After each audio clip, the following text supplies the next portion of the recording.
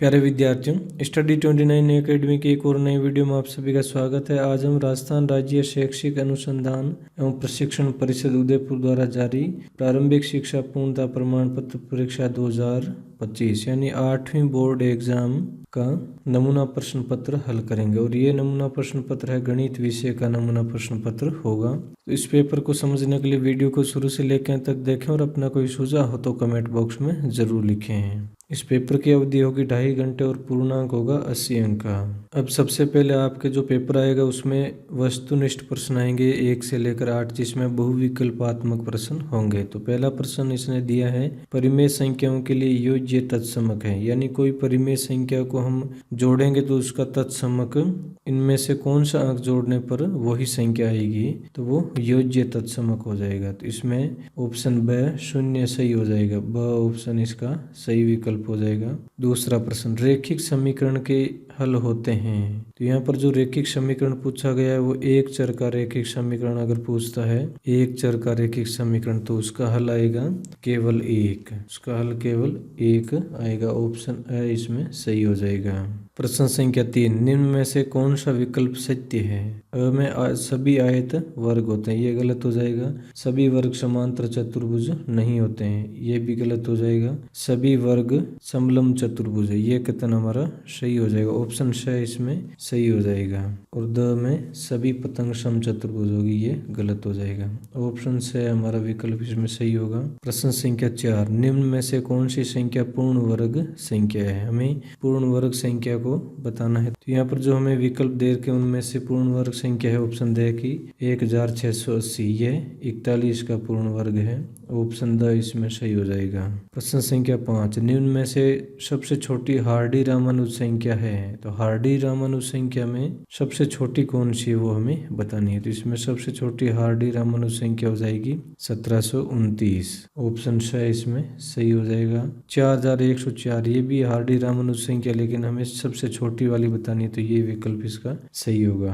प्रश्न संख्या 5, 5 मीटर का 10 किलोमीटर से अनुपात होगा। 5 मीटर अनुपात, इसको जब हम मीटर में बदलेंगे तो 1 किलोमीटर में 1000 सेंटीमीटर 1000 मीटर होते हैं, 1 किलोमीटर में 1000 मीटर होते हैं, तो इसको 1000 से गुणा कर देंगे, इकाई दहाई सैकड़ा हजार, ये हो जाएंगे 10,000। अब 5 का भाग इसमें गया, एक बार इसमें जाएगा 2 0 0 0, ये हमारा विकल्प हो जाएगा। ऑप्शन बी इसमें सही हो जाएगा। प्रश्न संख्या 7, -4p और 7p का गुणनफल होगा। तो माइनस और प्लस का चिन्ह गुणा होगा तो माइनस आ जाएगा, फिर 4 को 7 से गुणा किया, 7 चौके 28p², ये हमारा उत्तर होगा। तो ऑप्शन स इसमें सही हो जाएगा, -28p², विकल्प आ जाएगा स। अब प्रश्न संख्या 8, -4 की घात -2 का मान होगा। तो घात अगर माइनस में तो उसको हल करने के लिए हम क्या करेंगे, 1 के बटे में लिख देंगे, तो ये आ जाएगा 4 की घात 2 1 के बटे में। अब स्क्वायर है तो इसका जो चिन्ह होगा वो प्लस का हो जाएगा, तो 1/16 हमारा हल हो जाएगा। ऑप्शन द इसमें सही हो जाएगा। अब अति लघुत्तरात्मक प्रश्न, जो 9 से लेकर 12 तक के प्रश्न होंगे और ये प्रश्न है वो 2-2 अंक के होंगे। तो 9वां प्रश्न है -4/5 × 3/7 का मान ज्ञात कीजिए। तो इसको जब हम हल करेंगे तो यहाँ लिखेंगे -4/5 × 3/7 बराबर, ये माइनस है तो माइनस का चिन्ह आ जाएगा, यहाँ लिखेंगे बराबर में -4 को 3 से गुणा किया 12, 7 को 5 से गुणा किया 35, 12/35 इसका हल हो जाएगा। अब प्रश्न संख्या 10, समीकरण 4x + 3 = 6 + 2x को हल कीजिए। तो इसको जब हम हल करेंगे तो सबसे पहले लिख लेते हैं 4x + 3 = 6 + 2x, या इसको आप नीचे लिख लेंगे अगर कॉपी में हल कर रहे हैं तो। अब हम क्या करेंगे, चर वाली संख्याओं को एक तरफ और अचर वाली संख्याओं को दूसरी तरफ रख लेंगे, बराबर 6 - 3, और यहाँ लिखेंगे हम जो भी यहाँ पर हमने गतिविधि की है। तो यहाँ हमने 2x को बाएं पक्ष में व 3 को दाएं पक्ष में पक्षांतरण करने पर, अब हम आगे लिखेंगे यहाँ 4x - 2x, ये हो जाएंगे 2x = बराबर 6 में से 3 घटाएंगे 3। अब यहाँ पर भी हम क्या करेंगे, या लिख देंगे और 2x/2 बराबर 3/2 और यहाँ लिख देंगे जो भी हमने गतिविधि की है 2 से दोनों पक्षों में भाग देने पर, या लिख के आगे आ जाएगा इसका 2 का 2 में भाग गया एक बार और ये आ जाएगा x बराबर 3/2। ये हमारा उत्तर आ जाएगा। जब आप हल करो प्रश्न को कॉपी में तो ये ध्यान रखना है, जैसे ये जो बराबर के चिन्ह आ रहे हैं बीच में ये सारे एक सीध में आने चाहिए। ये समीकरण के प्रश्नों को हल करने का थोड़ा बेसिक नियम होता है। अब है प्रश्न संख्या 11। मानवीय एक घनाभ बनाती है जिसकी भुजाएं 3 सेंटीमीटर, 2 सेंटीमीटर और 5 सेंटीमीटर है। एक घन बनाने के लिए ऐसे कितने घनाभों की आवश्यकता होगी। घन में सभी भुजाएं समान होती है जबकि घनाभ में भुजाओं की लंबाई, चौड़ाई या ऊंचाई भिन्न हो सकती है। तो इस प्रश्न को हल करते हैं हम। यहाँ लिखेंगे हम घनाभ का आयतन का सूत्र होता है लंबाई इंटू चौड़ाई इंटू ऊंचाई। तो यहाँ हम कर देंगे 5 × 2 × 5 बराबर, इनको हम व्यवस्थित लिख देंगे 2 × 5 × 5 सेंटीमीटर। ये इसका व्यवस्थित रूप हो जाएगा। अब हम लिखेंगे इसका घन बनाने के लिए हमें 2 × 2 × 5, क्योंकि इनके हमें जोड़े बनाने पड़ेंगे। तो यहाँ 2 एक बार अर्थात 20 घनाभों, 2 को 2 से गुणा किया 4 और 4 को 5 से गुणा किया 20, तो ये हो जाएंगे 20 घनाभों की आवश्यकता होगी। ये हमारा उत्तर हो जाएगा। अब 12वां प्रश्न है। कोई वस्तु 18% जीएसटी सम्मिलित करने के बाद 1239 में खरीदी गई। जीएसटी जोड़ने से पहले उस वस्तु का मूल्य ज्ञात कीजिए। अब इस प्रश्न को हम हल करेंगे तो यहाँ लिखेंगे माना कि जीएसटी जोड़ने से पहले वस्तु का मूल्य बराबर ₹x। अब उसमें जीएसटी जोड़ी गई है तो यहाँ लिखेंगे जीएसटी बराबर x का 18%। इसको अब आगे हल करेंगे तो ये हो जाएंगे 18/100x इंटू x। अब हमारे पास जो जीएसटी है यहाँ लिखेंगे हम, इसलिए जीएसटी सम्मिलित करने के बाद मूल्य बराबर ये हो जाएगा x प्लस 18x/100 बराबर 100x प्लस 18x बराबर 100।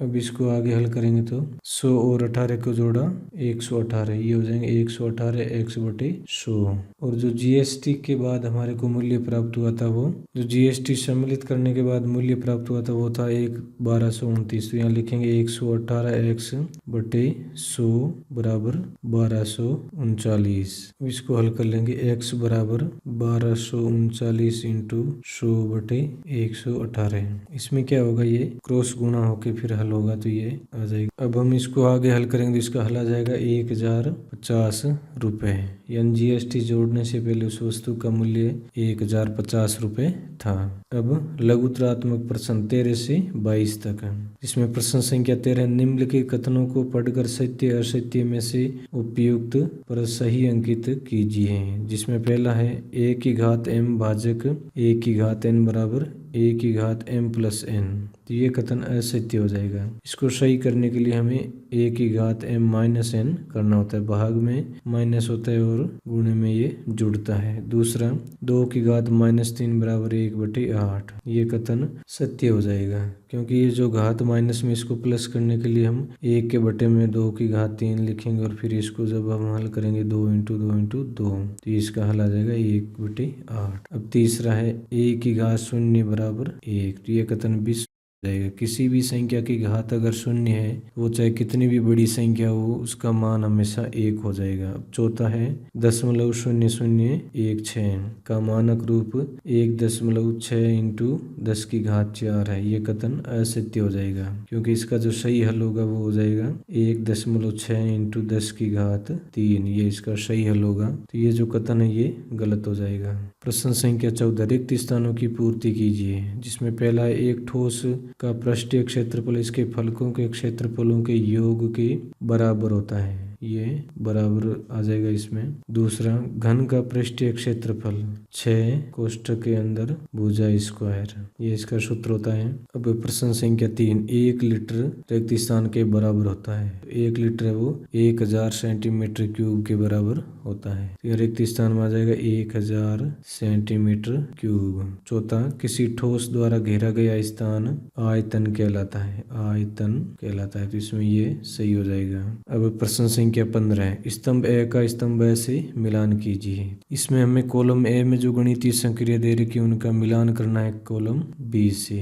अब ए का जो मिलान है उसमें ए इंटू कोष्ठक में B plus C plus D. अब इसमें इसका जो हल होगा वो हो जाएगा A B plus A C plus A D, तो इसका मिलान हो जाएगा इस दूसरे से। इसी प्रकार बी में x plus Y minus 5 into 5xy, इसका मिलान हो जाएगा तीसरे से। अब सी में है p 4p प्लस 1 इंटू 0, तो 0 से किसी संख्या को हम गुणा करते हैं तो उसका हल हमेशा 0 आएगा, तो इसका मिलान इस 0 से हो जाएगा और डी का मिलान हो जाएगा इस 1 नंबर वाले समीकरण से। अब हमें जो मॉडल पेपर में 16 प्रश्न दिया है वो पीडीएफ में सही नहीं है, उसका ग्राफ सही नहीं दिख रहा है, तो हमने उसको दूसरी जगह लिख के इसको हल करने का प्रयास किया है। तो 16वां प्रश्न है, एक निर्माता कंपनी की विभिन्न वर्षों में की गई बिक्री निम्न आलेख द्वारा दर्शाई गई है। यहाँ पर हमें जो एक आलेख दिया है उसमें किसी कंपनी के द्वारा अलग अलग वर्षों में जो बिक्री की गई उसको दर्शाया गया। तो यहाँ पर हमने इसका पैमाना लिख दिया है, एक्स अक्ष पर तो वर्ष आ जाएगा और वाई अक्ष पर सेंटीमीटर, 1 सेंटीमीटर बराबर करोड़ आ जाएगा, और ये हमारा इस प्रकार ग्राफ बन जाएगा। अगर आप इसको कॉपी में नोट करना चाहते हैं तो इसको यहाँ पर पॉज करके सही से बना सकते हैं, क्योंकि जो पीडीएफ में हमें मॉडल पेपर में जो हमें ग्राफ दिया गया वो पूरा सही ध्यान से दिख नहीं रहा है। अब हमारा पहला प्रश्न इसमें है, वर्ष 2012 में बिक्री कितनी थी। तो यहाँ पर हमें 2012 वर्ष यहाँ है तो इसकी बिक्री है यहाँ पर 4 यानी 4 करोड़ है। तो यहाँ लिखेंगे हम वर्ष 2012 में बिक्री 4 करोड़ थी, ये इसका हल हो जाएगा। अब दूसरा है, वर्ष 2016 में बिक्री कितनी थी। तो यहाँ हम 16 में ध्यान देंगे यहाँ पर, और बिक्री है 16 में 8 करोड़, तो इसका उत्तर हो जाएगा वर्ष 2016 में बिक्री 8 करोड़ थी। अब तीसरा है, वर्ष 2012 तथा वर्ष 2013 की बिक्रियों में कितना अंतर था। तो पहले देख लेते हैं 12 और 13 में कितनी बिक्री हो रही है। वर्ष 2012 में तो हो रही 4 करोड़ और 13 में हो रही 7 करोड़, तो हम यहाँ 7 करोड़ माइनस 4 करोड़ बराबर 3 करोड़, तो इनका अंतर आ जाएगा 3 करोड़, दोनों वर्षों की बिक्री का अंतर, यानी 7 करोड़ तो हो रही है 2013 में और 4 करोड़ हो रही 2012 में, तो इनका जो अंतर है वो 3 करोड़ आ जाएगी। सबसे अधिक बिक्री किस वर्ष में हुई है। तो यहाँ पर हम ग्राफ को देखेंगे तो 10 करोड़ हो रही, सबसे अधिक वृद्धि वो 2015 में हो रही। तो यहाँ लिखेंगे हम सबसे अधिक बिक्री 2015 में हुई, ये इसका हल हो जाएगा। प्रश्न संख्या 17, एक पाइथागोरस त्रिक ज्ञात कीजिए जिसकी सबसे छोटी संख्या 12 है। तो पाइथागोरस त्रिक में सबसे छोटी संख्या होती है वो 2m होती है, उसके बाद m स्क्वायर माइनस 1, और जो अगली तीसरी संख्या होती है m स्क्वायर प्लस 1। इस सूत्र को ध्यान में रखते हुए हम इस प्रश्न को हल करेंगे। 2m बराबर 12 लिया, अतः m बराबर 6, तो हमने जो सबसे छोटी संख्या है वो 2m हमने ये 12 मान ली है।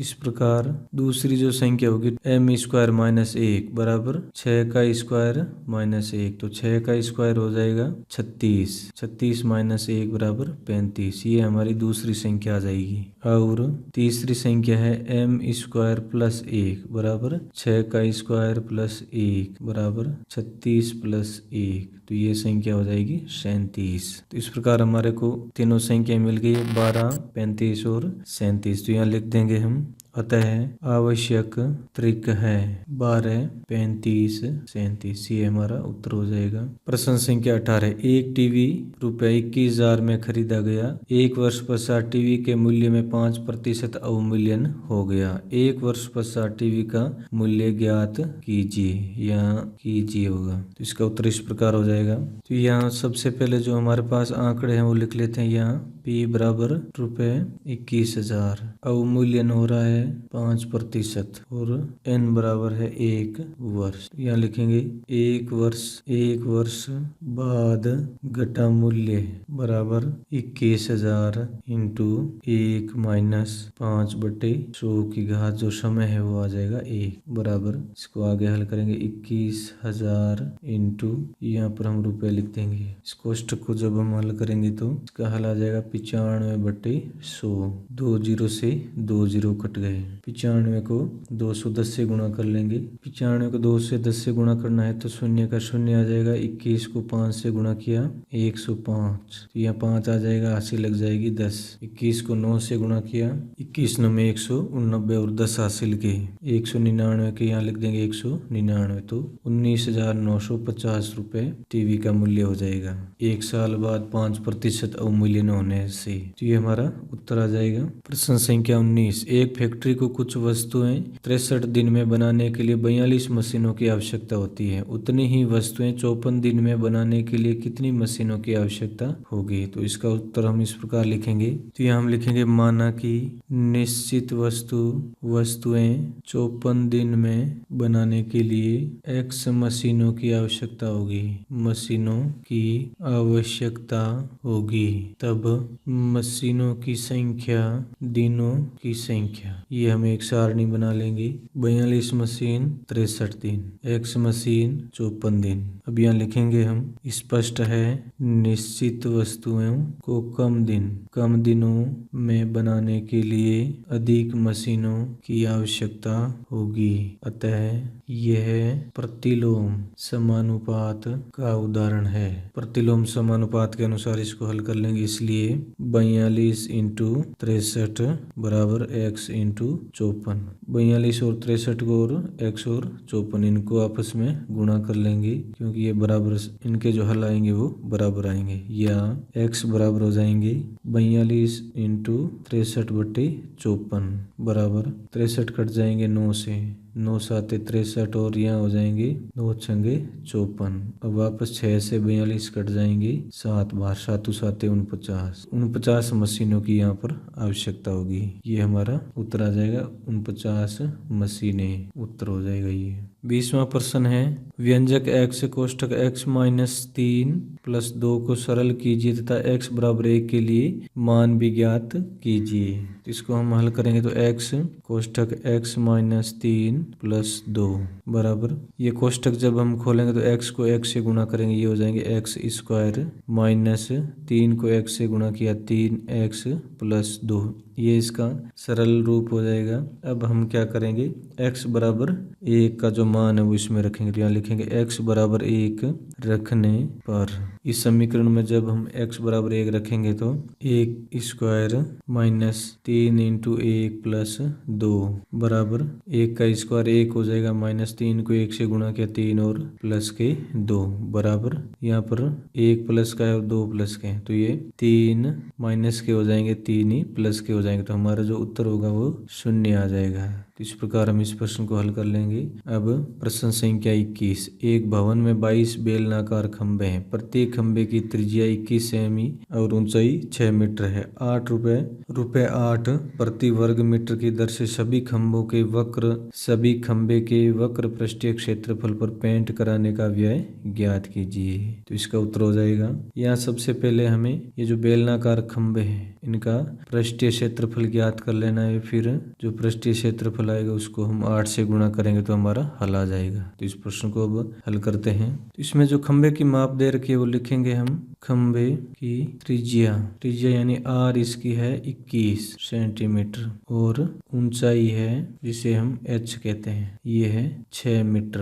अब हमें प्रत्येक खंभे का वक्र पृष्ठीय क्षेत्रफल ज्ञात करना है, तो यहाँ लिखेंगे वक्र पृष्ठीय क्षेत्रफल बराबर, यहाँ पहले लिख देंगे खंभे का 2πRh, ये इसका सूत्र होता है। तो अब इसमें मान रख देंगे 2 इंटू पाई का मान होता है 22/7 इंटू, अब त्रिज्या है हमारे पास 21 सेंटीमीटर। तो 21 सेंटीमीटर को हम मीटर में बदलेंगे तो ये हो जाएगी 0.21 मीटर इंटू 6 मीटर, क्योंकि सेंटीमीटर को जब हम मीटर में बदलेंगे तो उसमें 100 का भाग दे देंगे, मीटर स्क्वायर। अब आगे हल करते हैं इसको। 7 का भाग 0.21 में गया 0.3 बार। अब इनको गुना कर लेंगे। 2 को 22 से गुना किया 44, और 44 को फिर हम 3 से गुना करेंगे तो ये आ जाएंगे 44 दिए 132, और यहाँ दशमलव लग जाएगा। फिर 6 से गुना करेंगे तो 6 2 12, दशमलव 6 3 18 और 1 19, 6 और 1 7, 79.2 मीटर स्क्वायर।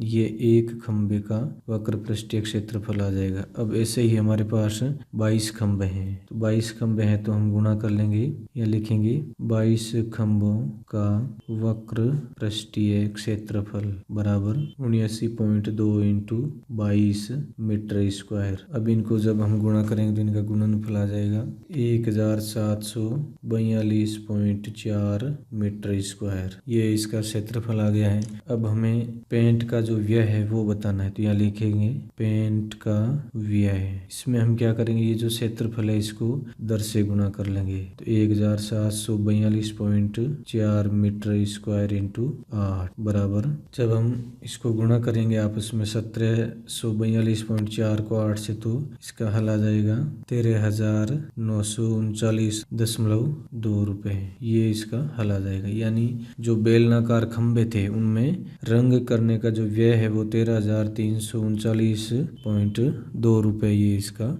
उत्तर आ जाएगा। अब प्रश्न संख्या 22, निम्न तालिका का प्रयोग कर रेखिक आलेख बनाएं। विभिन्न वर्षों में किसी नगर में दुर्घटनाओं की संख्या इस प्रकार है। तो यहाँ पर हमें एक तरफ वर्ष दे रखा है, दूसरी तरफ दुर्घटनाएं दे रखी है। तो यहाँ पर हम पैमाना मानेंगे सबसे पहले तो ऐसे प्रश्नों को हल करने के लिए। तो इस ग्राफ को जब हम हल करेंगे तो सबसे पहले हम मान लेंगे पैमाना, जहाँ एक्स अक्ष पर हम मानेंगे 1 सेंटीमीटर बराबर 1 वर्ष, और वाई अक्ष पर मानेंगे 1 सेंटीमीटर बराबर 20 दुर्घटना। फिर इस ग्राफ को लिख लेंगे एक्स अक्ष और वाई अक्ष, और ये इस प्रकार हम 2013, 2014, 2015 और 2016 ये सेंटीमीटर लिख देंगे एक तरफ, और वाई अक्ष पर लिख देंगे हम दुर्घटनाएं जिस प्रकार हमने पैमाना माना था। अब हमें लिखना है 2013 में 80 दुर्घटनाएं हो रही है, तो ये 2013 में 80 दुर्घटनाएं, इसको हम यहाँ पर इंगित कर देंगे। अब 2014 में दुर्घटनाएं हो रही है 100, तो यहाँ आ जाएगा ये 2014 में 100 दुर्घटनाएं। 2015 में 150 दुर्घटनाएं, 2015 में 150 दुर्घटनाओं को हम यहाँ पर इंगित करेंगे, और 16 में 120, 2016 में दुर्घटनाएं हो रही है 120, तो ये आ जाएगा यहाँ पर। ये जो बिंदु बनाए हम इनका मिलान कर लेंगे स्केल व पेंसिल की सहायता से। तो इस प्रकार हमें जो आंकड़े दिए गए तो उसके अनुसार ये एक रेखिक आलेख बन जाएगा। अब निबंधात्मक प्रश्न जो हमें 23 से 25 तक हल करने हैं, जिसमें प्रश्न संख्या 23 है। खेल दिवस के दिन एक किसी दुकान में हुई विभिन्न वस्तुओं की बिक्री रुपए में नीचे दी गई है। यहाँ पर हमें एक तरफ वस्तु दे रखी है, दूसरी तरफ उनका मूल्य यानी कितने रुपए की वो बिकी है। इन आंकड़ों का एक पाई चार्ट बनाइए। तो हमें इसका एक पाई चार्ट बनाना है। इसके लिए सबसे पहले हमें केंद्रीय कोण की माप ज्ञात करनी पड़ेगी। तो उसके लिए हम हल करेंगे इसको, पहले संपूर्ण का भाग ज्ञात करेंगे। सबसे पहले हम संपूर्ण का भाग ज्ञात करेंगे, तो उसके लिए हम जो वस्तु की बिक्री हुई है उसमें कुल का भाग दे देंगे। कुल बिक्री हुई तो 7200 रुपये की, तो 2 0 से 2 0 कट जाएगा। इसमें 8 का भाग जाएगा 4 बार, और 72 में 8 का भाग जाएगा 9 बार। 9 8 72, 4/9 इसका संपूर्ण का भाग आ गया। अब 800 में भाग देना है हमें 7200 का, तो 2 0 से 2 0 कट गए। 1 8 में 8 का भाग गया 1 बार, और 72 में गया 9 बार। अब 1600/7200, 2 0 से 2 0 कट गए। 16 में 8 का भाग गया 2 बार, और इसमें गया 9 बार। अब 1200/7200, 2 0 से 2 0 कट गए। 12 का 12 में भाग गया 1 बार, और 72 में गया 6 बार। 12 6 72, अब 400 बटे 7200 बराबर 2 जीरो से 2 जीरो कट गए, 18 चौके 72, 1 बटे 18 ये इसका संपूर्ण का भाग आ जाएगा। अब हमें केंद्रीय कोण के माप ज्ञात करने, तो संपूर्ण के भाग को हम गुणा कर देंगे 360 से, तो हमारा हल आ जाएगा। 360 डिग्री में जब 9 का भाग या 9 चौक 36, 4 जीरो 4 चौक 16, 160 डिग्री क्रिकेट बैट का केंद्रीय कोण आ जाएगा। उसी प्रकार 1 बट्टे 9 इंटू 360 डिग्री बराबर इसका हल आ जाएगा 40 डिग्री। 2 बट्टे 9 इंटू 360 बराबर इसका मान आ जाएगा 80 डिग्री। 1 बट्टे 6 इंटू 360 बराबर इसका हल आ जाएगा 60 डिग्री। 1 बटे 18 इंटू 360 इसका मान आ जाएगा 20 डिग्री। अब हमें एक वृत्त बना के पाई चार्ट बनाना है। यहाँ पर हम इसका केंद्र मान लेंगे और विभिन्न कोणों को बना देंगे। ये जो कोण बनाएगा ये आपको चांदे और स्केल की सहायता से ध्यान से बनाना है। तो 160 डिग्री हमारा जो आ रहा है वो क्रिकेट बैट के लिए आ रहा है, क्रिकेट बैट। ये जो है ये 20 डिग्री का कोण है, ये अन्य के लिए आ रहा है। अब हम इनके अलग अलग कोण बनाएंगे। क्रिकेट के बाद हमें फुटबॉल का बनाना है, तो फुटबॉल वाला जो बनेगा वो 40 डिग्री का बनेगा। तो यहाँ हम 40 डिग्री का कोण बनाएंगे फुटबॉल के लिए।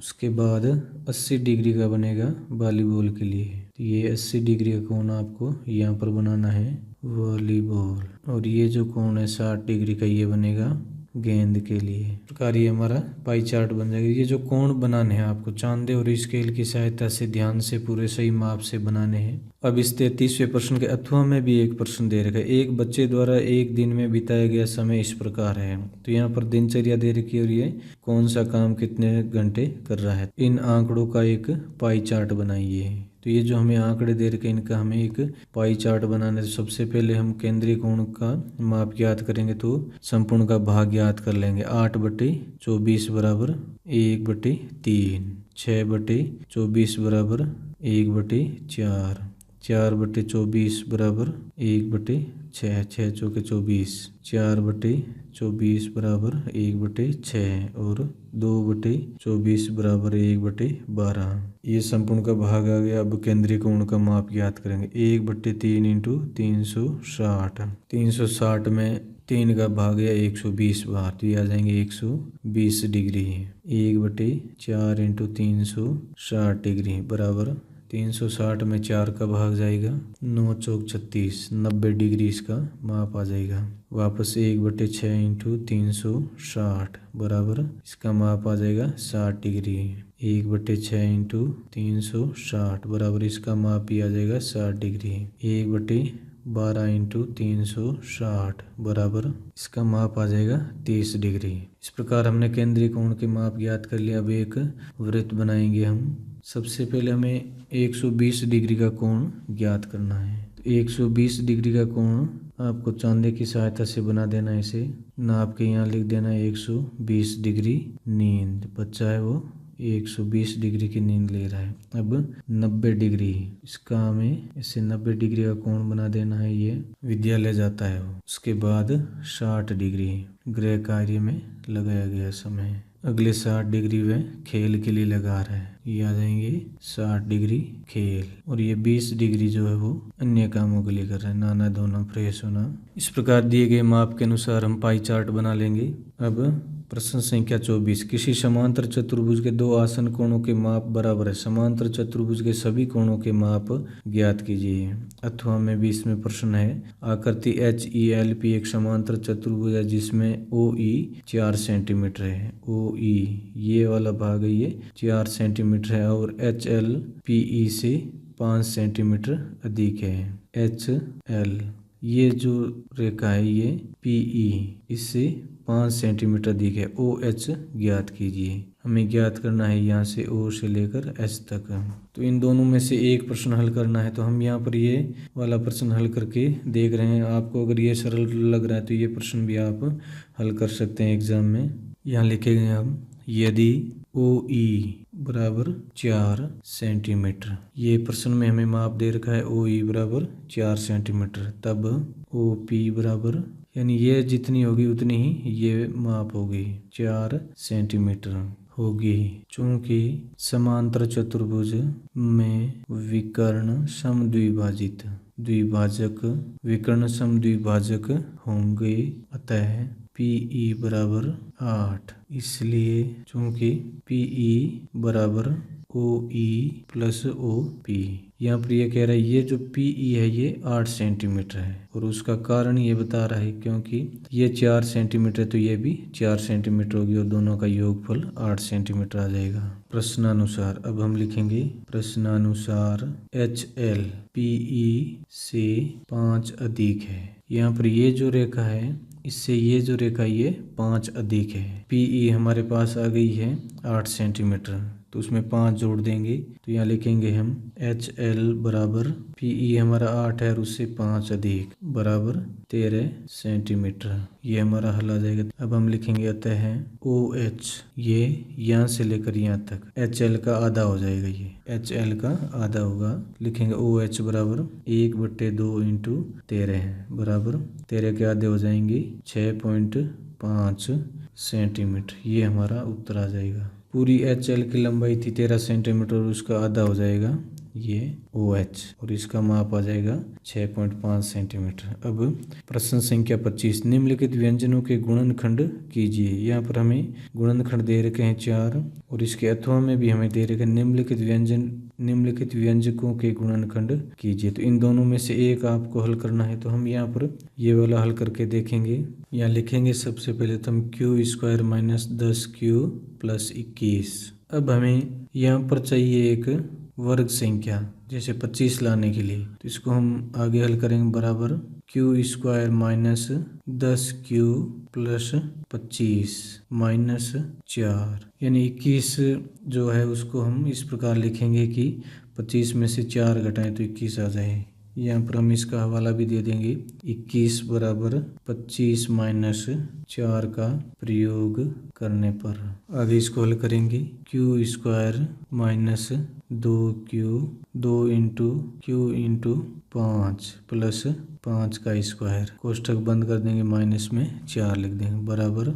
यहाँ पर हम सर्वसमीका का प्रयोग करते हुए लिखेंगे Q माइनस 5 का स्क्वायर माइनस 4 है वो 2 का स्क्वायर होता है तो 2 का स्क्वायर। अब इसको आगे हल करेंगे, Q minus 5 plus 2 Q minus 5 minus 2 बराबर, आगे इसको हल करते हैं Q माइनस 3, माइनस के 5 और 2 इनको हल किया तो ये माइनस के 3 आ जाएंगे। अब Q माइनस के 7 और माइनस के 5 और माइनस के 2 ये माइनस के 7 हो जाएंगे, तो ये हमारा उत्तर आ जाएगा Q माइनस 3 Q माइनस 7। इस प्रकार हम इसको हल कर लेंगे। अब दूसरे में P² प्लस 6P माइनस 16 बराबर P² plus 6P plus 9 minus 25। यहाँ पर हम क्या कर रहे हैं, माइनस 25। इसमें जो भी हम गतिविधि कर रहे हैं वो यहाँ लिख देंगे, माइनस 16 बराबर 9 माइनस 25 का प्रयोग करने पर।